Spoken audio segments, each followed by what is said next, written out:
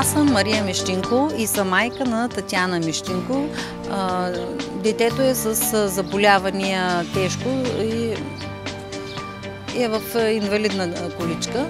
Мога да кажа, че господин Абу Мелих може да бъде избран в парламента поради причината, че той прави много добрини на такива като в моето състояние и на други майки като в моето състояние. И той заслужава поради тази причина, че такива болни деца като нашите, той винаги се отзовава на помощ и ни подпомага с каквото може.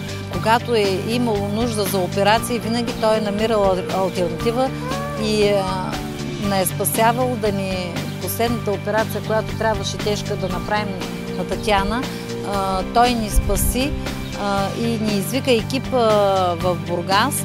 И затова аз искам да кажа хиляди благодарности и този човек заслужава да е депутат в парламента от най-добрия град на България, най-добрия град Бургас.